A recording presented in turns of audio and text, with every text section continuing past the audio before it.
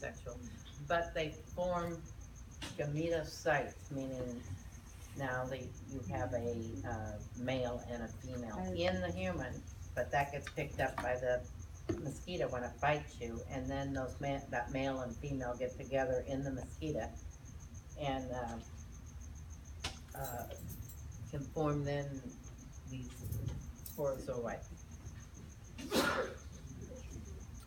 So this is just a map showing you where you find malaria in the world. So not in the United States. And this is showing you the mosquito that bites you and injects that sporozoite in you. It's in the saliva of the mosquito. These are asexual. So they're going to get into the human. They're going to travel to the liver, and they're going to start making those merozoites in the liver cells, and then they're going to burst and go out into the bloodstream. And then they're going to look for red blood cells, and they're going to infect those, and they cause the red blood cells to burst, and more merozoites come out. But occasionally we get these gametocytes that get formed. And then those are going to get picked up by the mosquito when it bites you, and there's gametocytes in your blood. And then the sexual reproduction goes on in the mosquito. Leishmaniasis is also a protozoan disease. It affects internal organs or the skin and mucous membranes. Transmission is by the bite of the female sandfly, so that's a vector. And the protozoan that causes this disease is Leishmania downardani, and it causes visceral leishmaniasis. And this occurs in most of the tropical world.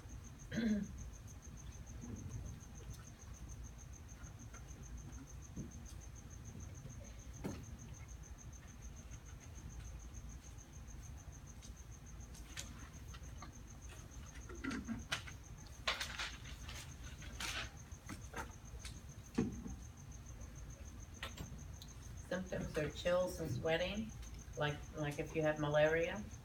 Symptoms may take a year to appear after the host has been infected. The protozoa proliferates or multiplies in the liver and the spleen, and it causes those organs to enlarge, and eventually the kidney is invaded, and then you start losing kidney function.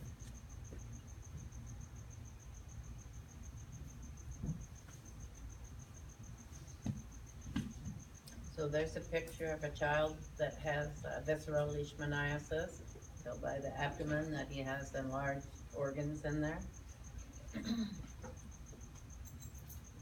If untreated, death can occur in a year or two.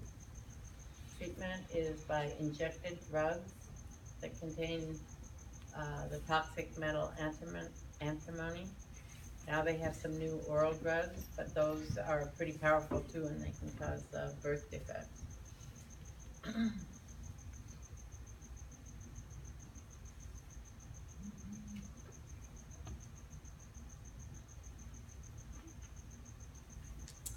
Leishmania tropical, also known as oriental sore. That's a cutaneous form of leishmaniasis. So after you get bit, a papule forms at that site several weeks after the bite, and that papule is going to ulcerate, and it's going to heal, and it leaves a scar.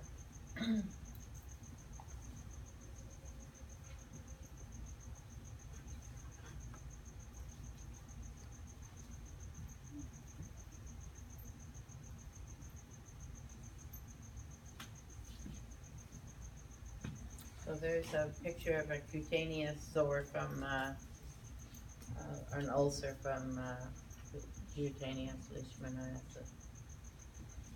Leishmania brasiliensis, or mucocutaneous leishmaniasis. It's also known as American leishmaniasis. There, now you're going to get destruction of the nose, mouth, and the upper throat tissue. It's found in the Yucatan and the rainforest of Central and South America. Makes you not want to travel. I've been to the Yucatan, I've been to the rainforest, and I'm just lucky I never came down with any of this stuff. There's a picture of a man that has mucocutaneous leishmaniasis, and you can see that his tissues are being destroyed.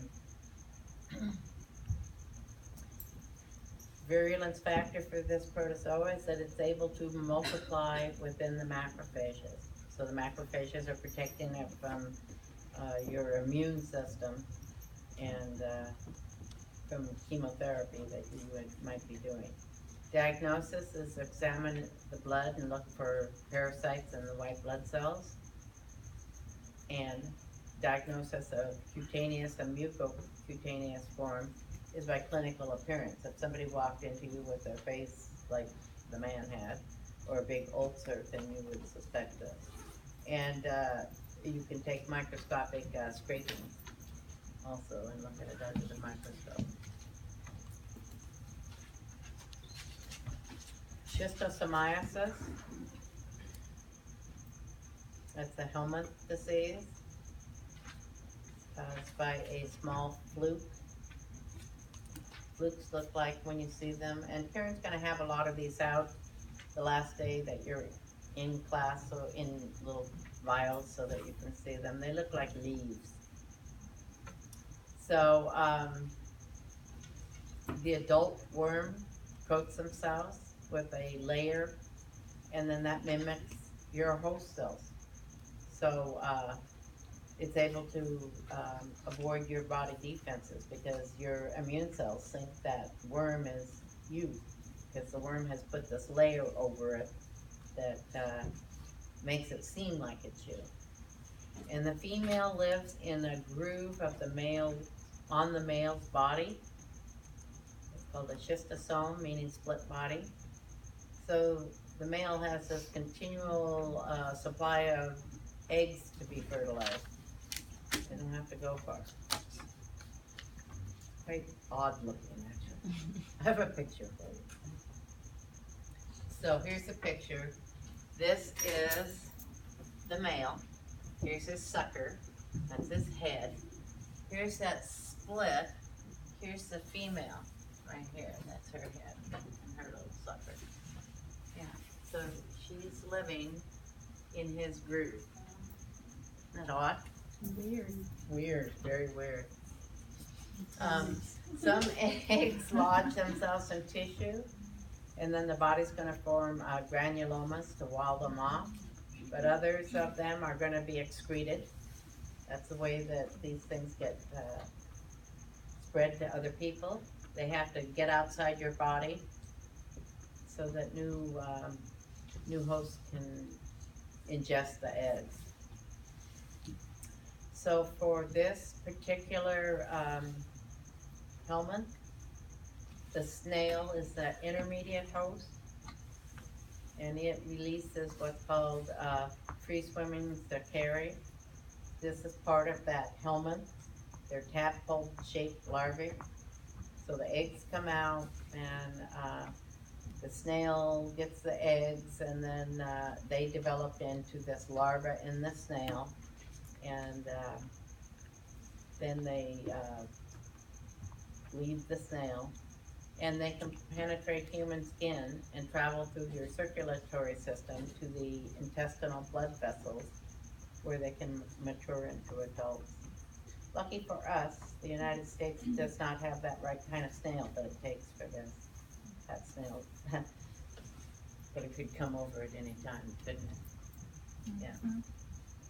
So, but we don't have it now, so we're okay. 3 types of schistosomiasis. Schistosoma hematobium is inflammation of the urinary bladder wall. Find that in Africa, the Middle East, and Egypt. Schistosoma japonicum causes intestinal inflammation. You find that in East Asia. And Schistosoma mansoni is also causes intestinal inflammation, and that one's found in South America, the Caribbean, and Puerto Rico.